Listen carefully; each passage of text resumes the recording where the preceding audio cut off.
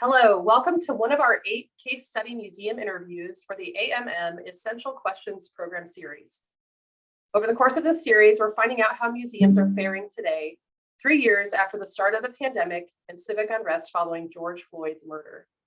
We'll be chatting with 8 different museums across the Midwest about what they've learned about themselves and their audiences, what changes they've made that stuck, and what new models or approaches they've tried. These interviews are talk show style, featuring guest moderators, and they're pre-recorded so that you can listen to them when it is convenient.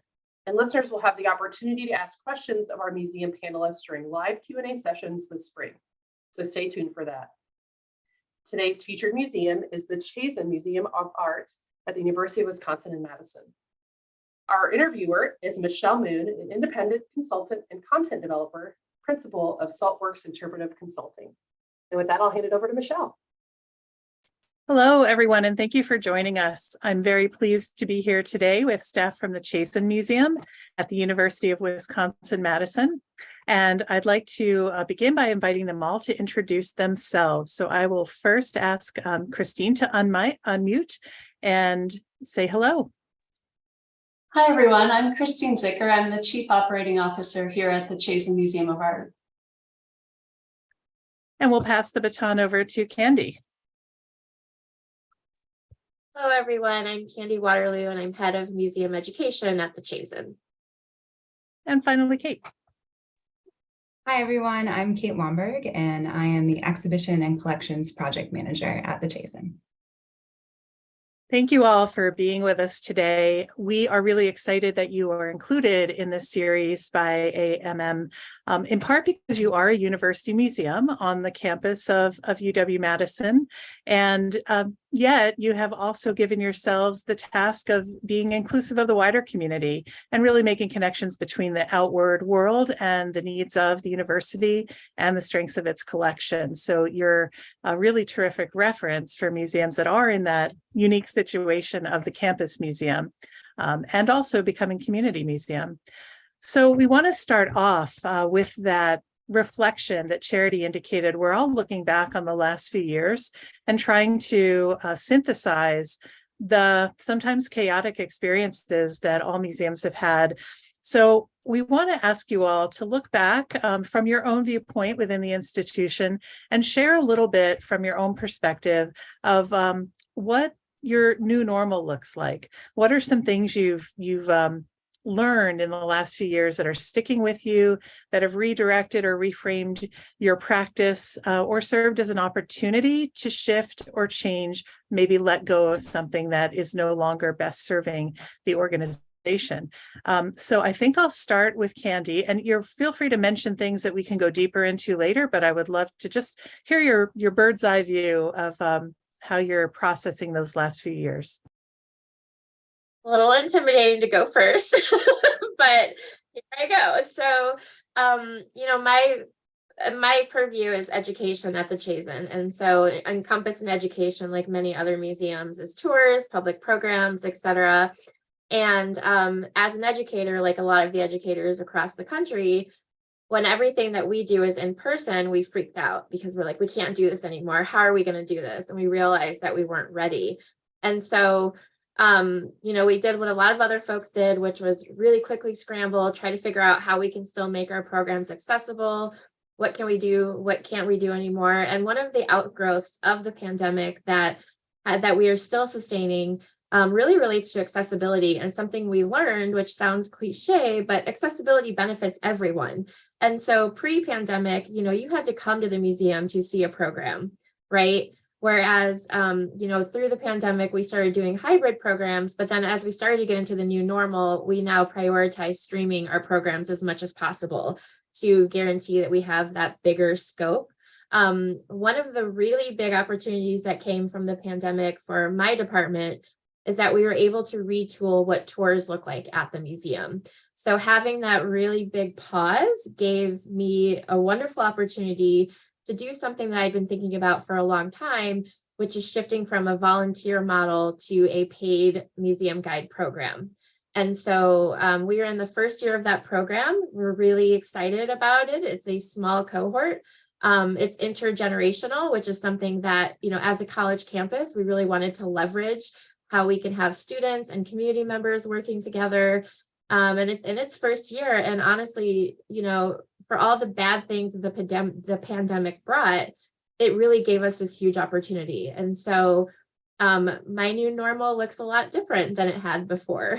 But it's exciting. You know, I couldn't have predicted then where I would be now in that regard.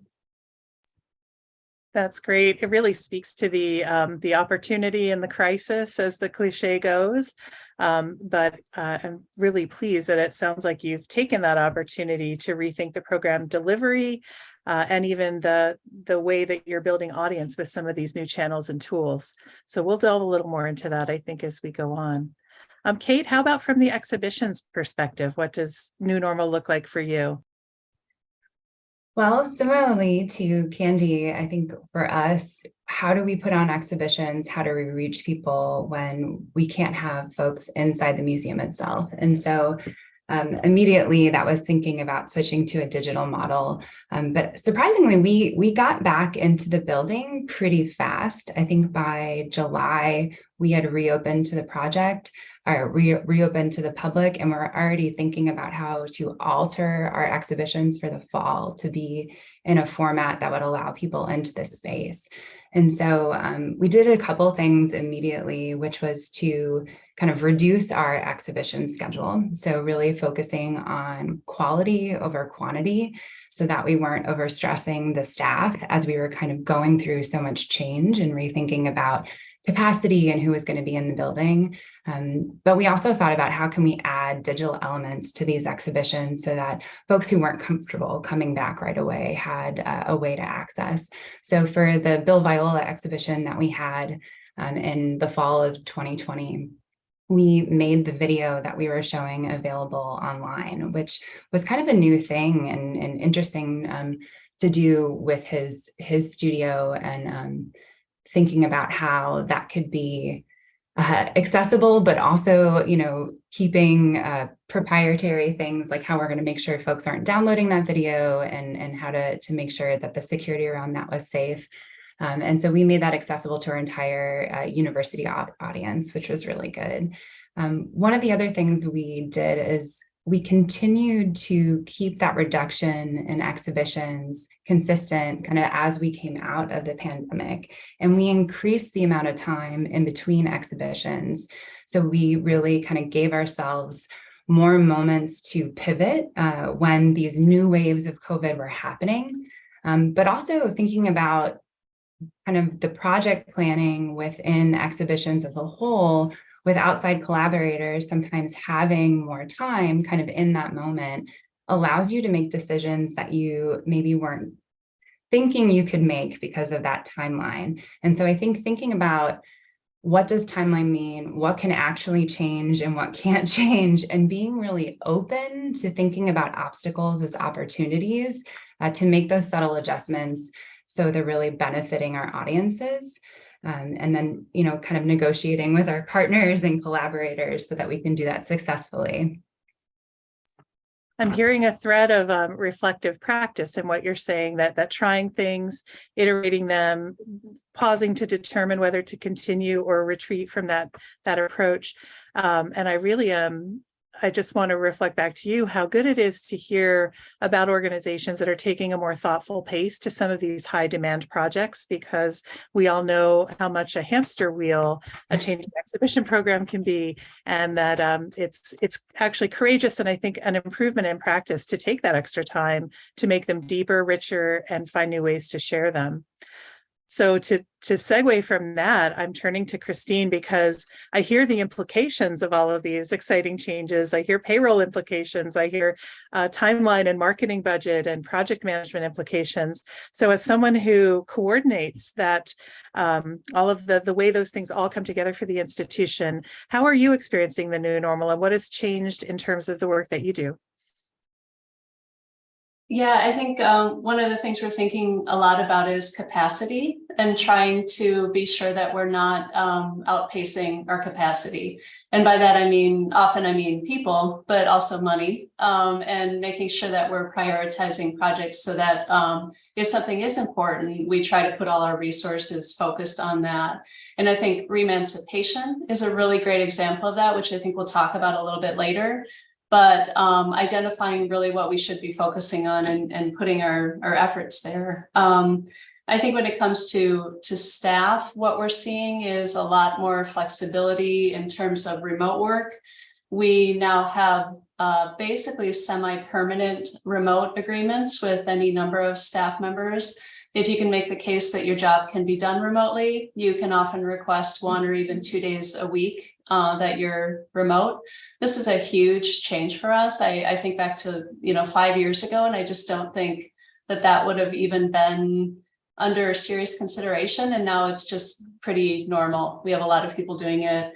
I think to that end too, we're thinking more about staff wellness. I hope that we've always been thinking about that, but it's becoming more of what we do, and we try to build in. So in January, we had like a staff appreciation day and had lunch and had a movie, and just trying to make time for that and not always scheduling it like as an outside of work activity, although we do that too, but really making it like part of our experience here so that people have a chance to hopefully catch their breath. I think Kate would say their team is always so busy. Sometimes it's hard to even step away for those activities. So also being conscious of like when we schedule those so that most people can participate. That's great. And this does seem to be a positive trend, is paying attention to the experience of workers in the workplace and ensuring that they have the resources, including time and a balanced workload, to do their very best work. So that recognition is so important. And thank you for modeling that and finding ways to practice it. One of the things that I'd love to talk about as well is how all of this looks through the expanded or increased lens of diversity and equity and inclusion over the past few years. I think right along with our experiences of pandemic being quite unequal, individual to individual, we've also had a number of events that have asked all of us to question the values and structures of our society. And I know your museum is no exception, and that you've been thinking a lot about how to live by those values, particularly in a campus setting where I'm sure these are the social realities we're living in are under discussion constantly. And you are both as a university and as a museum negotiating new ways of doing things. So I wonder, back to you, Christina, can you talk a little bit about how you are thinking about building your staff these days? Any new approaches to recruiting, to hiring, interviewing, and ensuring that people once in the institution are having an equitable experience? Sure. This was something, we've been talking about and working on for a number of years, probably like many institutions. One of the workshops I found really valuable was Finding the Keys by Art Equity, which was with Sharifa Joka. And that was really formative for me. That was like an eye-opening training opportunity. And some of the things that we took from that, one of the ideas, for example, is extending our recruitment timeline. So generally when we have a vacancy, the supervisor needs a hire, wants a hire as quickly as possible. So what we're trying to do is slow that process down a bit in the interest of reaching a greater pool of candidates. And this is a concept that comes right out of that workshop. This is not my original thought, but as we put it into practice, one of the things that we find is that the other side of that coin is that you have to move a recruitment reasonably quickly or you lose people. So what we're trying to do is find the happy medium between the ideal and what actually works for our institution. So one of the things we started doing is, for example, interviewing before the recruitment closes. So kind of a rolling interview process. It can get a little messy, but trying to, communicate well with candidates so they know where they stand, they know the status. I think we've all been on the other side of a recruitment where we don't hear anything, or maybe we never hear about a hire, and we certainly don't want that to happen either. So we worked on that, and we created a checklist for people, for supervisors. So when they are working on a recruitment, they pay attention to how the position description is written. What is the language and the tone of the announcement? Who are they personally inviting or sending it to? So these are some of the techniques that we're still experimenting with, I would say, in order to reach a broader base of candidates.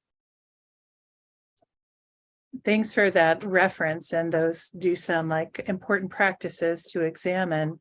I think I'd like to go to Candy now to talk about how you think about the program through these lenses, and about your education team and their practice as well.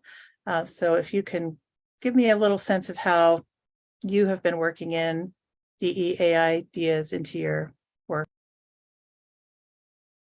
So as I mentioned previously, I think one of the biggest ways is really thinking about accessibility at the forefront of everything we do instead of an afterthought. And I want to be very transparent about that, because I think that that is a common flaw that we all do. We don't necessarily, if I'm sighted, I don't think about what an unsighted person might experience. And so, one of the things we did during the pandemic, and I just want to mention this as a point to my point earlier about accessibility benefiting everyone, is that we created an asynchronous virtual curriculum, so students could still access the collection and the museum while we were closed. And one of the aspects of that curriculum was writing visual descriptions for works of art. And when we did evaluation of that program, 99% of responses said that the visual descriptions were the most helpful part of that curriculum, which really, for me, opened up this whole way of thinking that I hadn't thought about before. So really thinking about accessibility in terms of how can we capture or reach as many people as possible? What can we do for folks who can't get to the museum? I think Christine can speak more to this. This is not necessarily something that came out of programs, but at facilities wide, we installed hearing loop technology in the auditorium, which we never had before. And so, but another way of thinking that I've been thinking about this is really through who are the people that are leading programs. And so that relates to the transition I mentioned earlier to the paid museum guides. And so, I could speak at length, and I'm sure you could, about the myriad issues with the foundations of docent programs. But really the foundations are rooted in inequity. And so being able to say that we can now pay people for their time and pay educators for their time is saying that that work is as important as the rest of the work in the museum, and also really fulfills our commitment to not having unpaid labor here at the museum.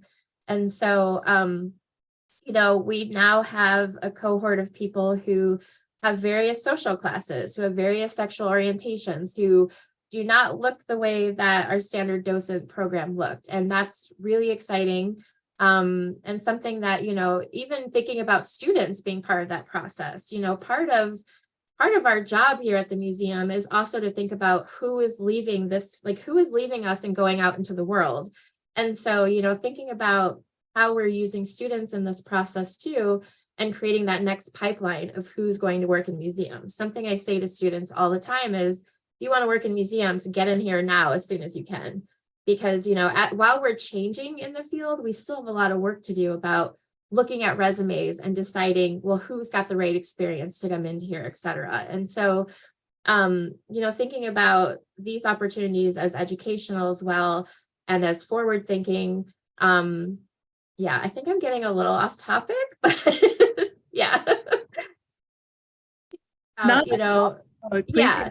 Yeah. And I also want to give a shout out to, my team. I have a really wonderful event coordinator, Jamie Prey, who is the most thoughtful event planner I've ever met in my life. And so, having somebody as well on the team who really thinks about the visitor's experience first has made tremendous inroads into just how people feel at our programs, how people feel when they leave, if people come back. And that, that little personal touch makes a big difference as well. It really does. And I want to call out a couple of things that I think are emerging as larger trends. And one of those is hospitality. It's part of accessibility, and really thinking about how people choose to spend their time with us and thinking about the quality of their experience and their welcome that they receive. So it's wonderful to hear you're integrating that into your programming practice. Another tool that I've been recently introduced to by Kaylee Bryant-Greenwell is the idea of having an inclusion policy around programming. So thinking about, as you put together a panel, what perspectives are being represented, as you hire teaching artists, as you present film programs, and all of this really runs through every aspect of the programming. And the other trend is the one you mentioned of really looking at the delivery of education in the museum, and who is doing that, and are we replicating societal inequities as we were with many of these older docent programs, these longstanding traditional programs, or can we perhaps create a more equitable museum workforce and a more professional and more thoroughly trained museum workforce by transitioning them to jobs? And I think we see that in a few places around the nation, and I really hope that we will continue in that direction. Kate, I want to, I'm sorry. Sorry, can I add on to that point too? Yeah. What you said as well about, who you're bringing to the table. I think, when you're creating panels, et cetera, that also goes into how you're dealing with how you're training your educators. So are you still only talking about VTS, or are you bringing in, emerging educators of color in the field? Because there are some really amazing people doing really amazing work. And, VTS is wonderful, but it's a thing of the past, right? And so just thinking too about building that inclusion into our training processes as well. That's great. And staying part of the evolution of the education field, staying current with ideas that are emerging out there. I think this is a good link to Kate. And Kate, as you talk about how things have changed for you and your kind of new normal in this area, I would love if you can kind of take us on the trail to the Remancipation Project and understand how these initiatives toward diversity, equity, and inclusion are part and parcel of your approach to that, and the generative work and the broad-based platform you've created for this incredible exhibition, which I encourage everybody to view online, if not in person. So I think one of the key things in terms of our exhibition program is acknowledging that, the Chazen is a space for conversation. And I think there is this understanding in the past that maybe this was supposed to be a neutral conversation, but art is not neutral. I think visual arts has a really unique opportunity to think about turbulence, to think about response, and use that by, the lens of history and different culture to really think about how it's impacting people now and how it's been impacting people in the past, to really kind of create a framework for thinking about experience and the human experience, which is really essential to our mission. And so one of the things that we really thought about are what types of exhibitions, what types of artwork, what types of materials should we be showing here as a visual arts institution. And while Remancipation will come kind of as I start talking about this, I think one of the really important exhibitions to think about is an exhibition titled Sifting and Reckoning, UW's History of Exclusion and Resistance, which was a deep dive into the archives on the university campus to really uncover stories about the student experience and the staff experience here on campus, and how that has not been the same for different types of people, right? And so my experience is going to be very different from someone else's, and that's so often not acknowledged by the university. And so Casey Lucchini Butcher, who was the director of this project, really worked with her extensive team for years to kind of uncover these stories. And then initially, we weren't sure if this was the right fit. This was to us, well, this isn't a visual arts exhibition. Should this really be in our museum. But what we, recognized and kind of over the last couple of years realized, we are the largest gallery and, we are the only large scale museum on campus. And it is our responsibility to house these types of projects, to really put them at the forefront of what is being discussed on campus and give them the prominence that they deserve. And so I think kind of keeping that same sentiment when thinking about exhibitions is really important. And so this exhibition was a huge success. It was extremely popular with the student base. It had so many connections kind of across campus, and that Candy's team worked in terms of programming closely with the Public History Project. And I think that taught us a lot of lessons. It also taught us a lot of lessons about being a good collaborator. So while the Remancipation Project was already kind of happening, and this was initially formed out of a conversation that Candy had with Mark Hines and Sanford Biggers back in 2019, when they were on site to do some programming for an exhibition at the time. And they looked at the Emancipation Group sculpture by Thomas Ball in one of our permanent collection galleries. And so from that conversation, that developed, and during really the kind of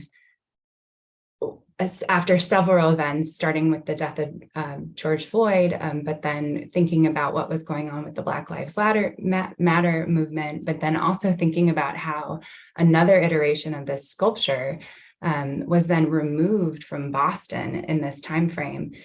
It kind of kicked this whole project. At the time, we didn't really know if it was going to be an exhibition to another level, and then acknowledged that this was a moment that we really needed to respond.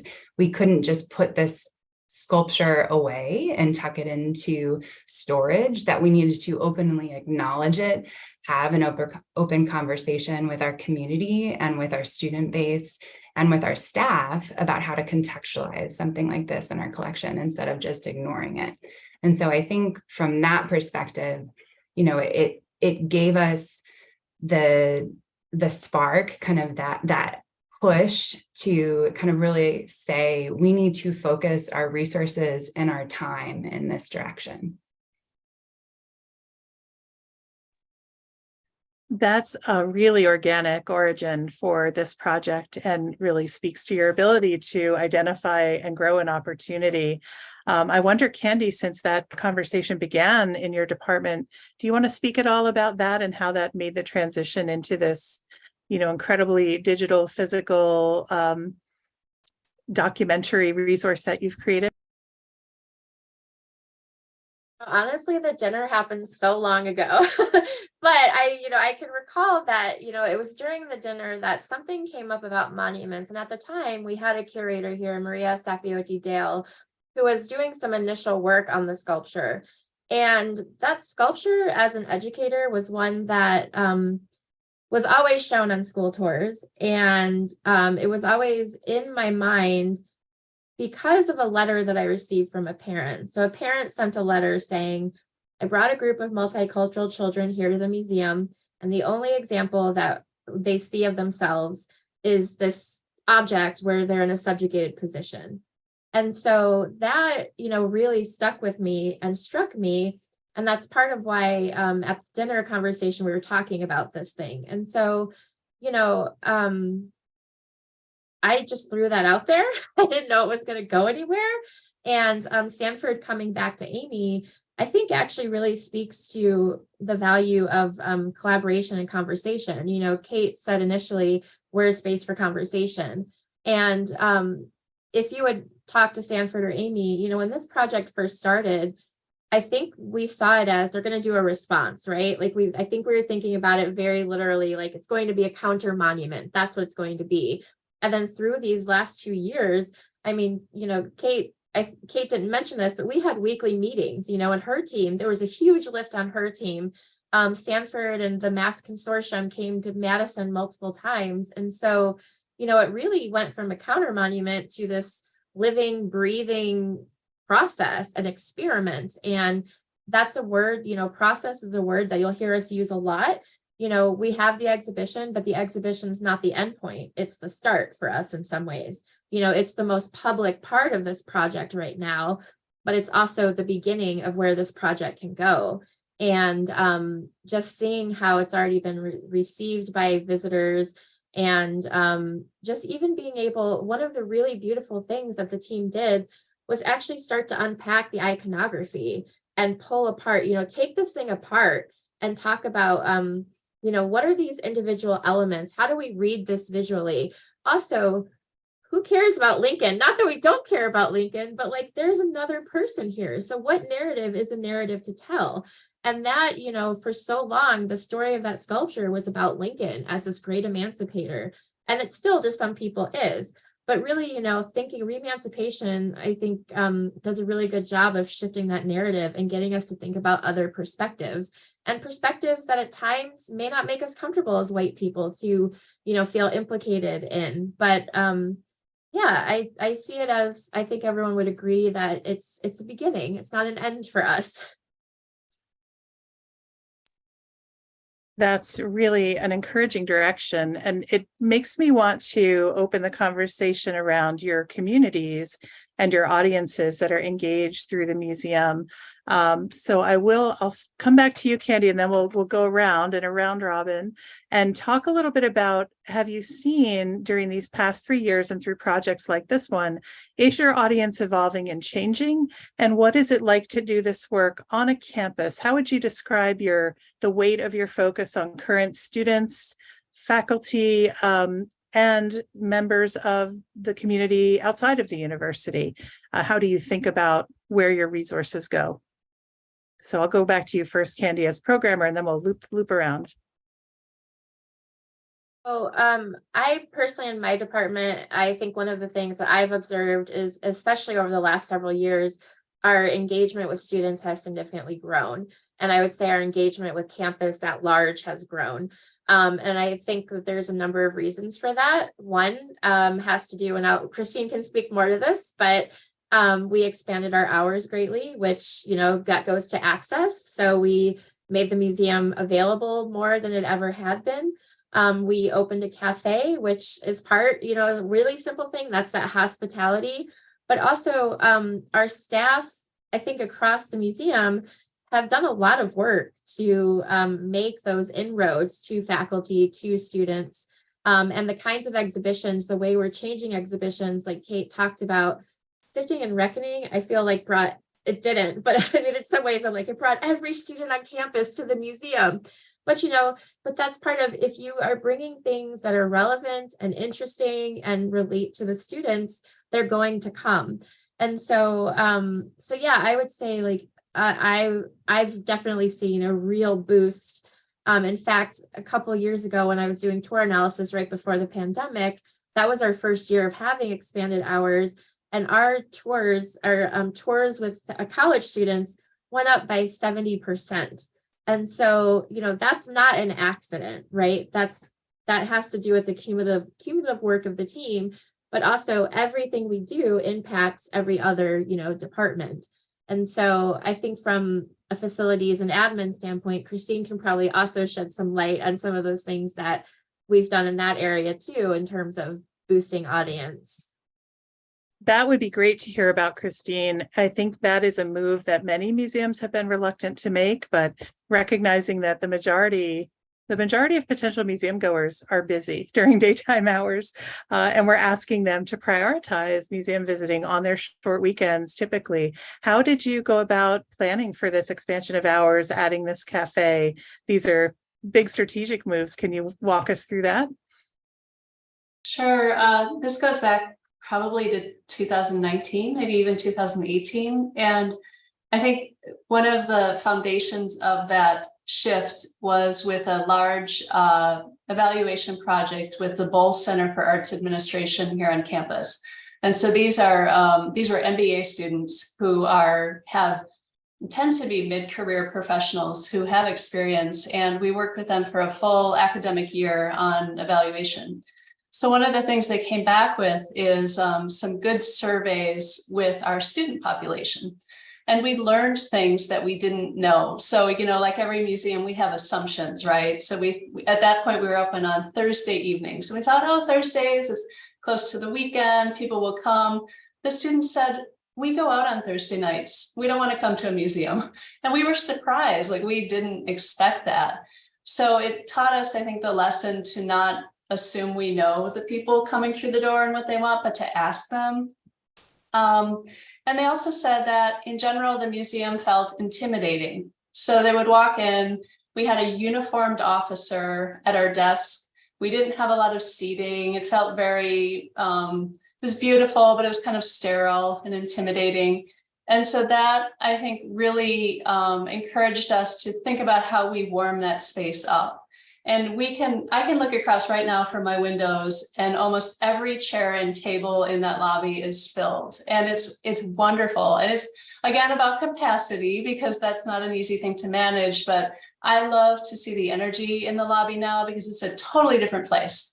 We no longer have an officer right at the front desk. We appreciate our officers, but we've asked them to move a little bit more behind the scenes. We have a visitor services person at the desk who is often a student or somebody who can relate to the visitor a little better. And kudos to Candy for overseeing that program, because it's made a huge difference in how people experience the museum. But yeah, it all goes back, I think, to evaluation and just remembering that sometimes visitors have different perspectives, and you have to figure out what that is to make a meaningful shift. Absolutely true. And a really great testament to the power of evaluation and responsiveness to your audience. Can you talk a little bit too about, there are just budgetary and space implications to that. Did that require you to shift your priorities in the budget, or did you find it necessary to find additional sources of funding? I'm asking because I think many museums would say we would love to do that, but yeah, it's challenging for sure.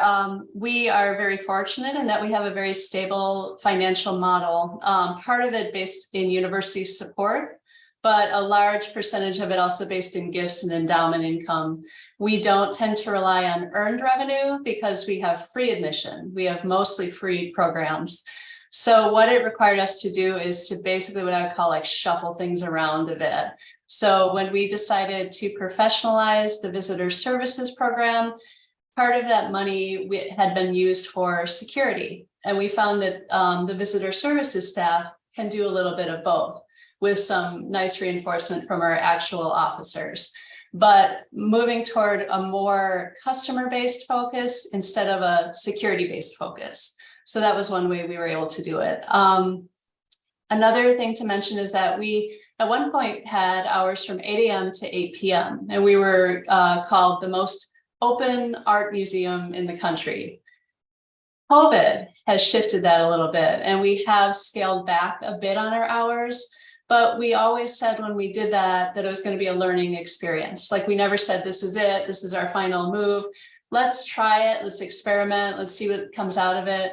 And we were able to use like visitor evaluation to understand like when were people actually visiting and when was the building kind of sitting sort of empty. And so we did make an adjustment to that. And that was, you know, in part financial as well, because we want to be use our resources to the best of our ability and leverage them to serve people when they actually want to come. So yeah, it wasn't easy. It was like, I would call it a lot of moving parts.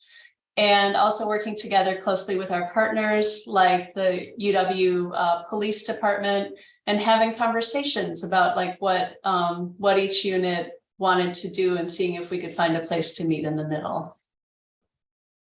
that sounds really important. And so can I ask what your hours are now? Yeah, our hours are 10 a.m. to 8 to 7 p.m. Monday through Friday. And then on weekends, it is 11 to 5.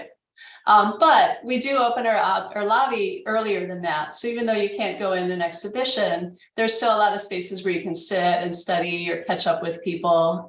So we try to make the building accessible, even if the museum itself isn't open just yet. And I think that really speaks to that evolving relationship with audiences, understanding the needs of students for Wi-Fi, a place to study, place to have breakfast, and to connect with their social peers. So you've now made the museum familiar, and that intimidation factor, I'm sure, has gone way down. I'm going to go back to Kate. You haven't had a chance to talk about this evolution yet, Kate, but clearly that entree with sifting and reckoning opened up some possibilities that you then further explored through re-emancipation. And I'm wondering how you've seen your practice evolve. Is that about changing partners, consultations, working with students in these projects, faculty members? Can you talk to us about what may have changed as you go forward with your exhibition program, and what can we look forward to coming up? I think across the board, we've really expanded our collaboration, especially with campus. And whether we're working with an outside group like the Public History Project, who put on Sifting and Reckoning, they had a really extensive group in place. They had a committee that was approving everything that spanned campus. And so that gave us a lot of access in terms of resources on campus on who we should be talking to and who we can connect with. But that had a ton of input from the campus as a whole. And also approaching hard topics, it gave everyone a bit of an opportunity in advance to understand that this information was going to be displayed publicly. And so that it didn't really come as a surprise, right? We're not trying to shock people. We're trying to have a productive conversation about things like racism in America, right? And so I think the best way to approach those types of conversations is really not to try to catch people off guard, but to share the information and the facts as they exist, and then create a safe space for that kind of dialogue between different places. And so I think in addition to having those campus connections, each division on campus has their own community connections. And so that's really expanded the types of communities that are visiting the Chazen and thinking about how we reach out to campus. For re-emancipation, in terms of our collaborators, what I think is really interesting is it continued to expand. You know, it started as a conversation, it turned into an official project with a contract. But as we moved on, the re-emancipation in itself has become a community. We're inviting people, artists across multiple disciplines, dancers, musicians, people within film, so many different industries, textiles. We're also working with the engineering department on campus, looking at 3D printing, so bringing in sciences and folks who aren't really thinking of art as something that's applicable to their departments. And so I think that has really generated a lot of interest. And because this has become more of something that's gained some media attention within our community, I think just that public knowledge of this going on has brought different people. I also want to call out Candy's work with the Odyssey Project, and then also securing funding for that group in terms of transportation to come to our opening. I think doing things like that, where we're really extending an invitation, but then providing support for people to be here, changes the audiences that are going to walk through the door and really have those conversations with us. And so all about collaboration. With collaboration comes a lot more time in the planning process, but definitely time well spent because it truly changes the voice of the museum. Absolutely. And another good reason to look at that pacing and timing of projects to allow for this fruition of those relationships. Great. Well, it's just about time for us to close. So I'd love to do a short answer round robin and just ask, you've all shared a lot of really wonderful changes, thoughtful moves on the part of your museum, and a museum really centering its community and asking about how to be relevant on a modern campus and in a modern city. So I would love for you to say, for those museums who are thinking about making changes similar to those you've made, what's one piece of advice you would give for moving forward? And I will begin with Christine. I would say don't be afraid to experiment and challenge yourself to think outside the box, which sounds like a cliche, but our director has said that to us on occasion, and she really means it. Like, why are we closed on Mondays? Why is that? And to challenge sort of the assumptions that you have about your operation, and don't be afraid to mess it up and fail and you know, change it in the future. So I think that's how innovation comes about. Great. And Candy, how about you? Okay, to start small. and then build from there. So, you know, this particularly relates to, I know that I've been in a lot of meetings with people about docent programs, and it seems impossible to phase that out and go to a paid model, but start small and then build from there. You know, just because things have been done a certain way doesn't mean they have to stay that way. And as Christine said, experimentation is part of that process. But I would also say, Christine, there's no such thing as failure. It's all learning. True, good point, yes. Yes. And back to you, Kate. Going back on this continual theme of process, focus on the process and not the product, right? And I think trusting that the process will get you where you want to go, and just having the courage to expand that process in ways that you've never done before. These are beautiful words of wisdom from lived experience, and I thank all three of you for sharing those with us. It's been a delight to learn about this museum. I'm very inspired by everything you've done, and I'm sure everyone watching will be too. And I look forward to unpacking their questions with you on our future visit. Thank you so much for your time today and for sharing about the Chazen Museum of Art. Thank you, Michelle. Thank you. Thank you.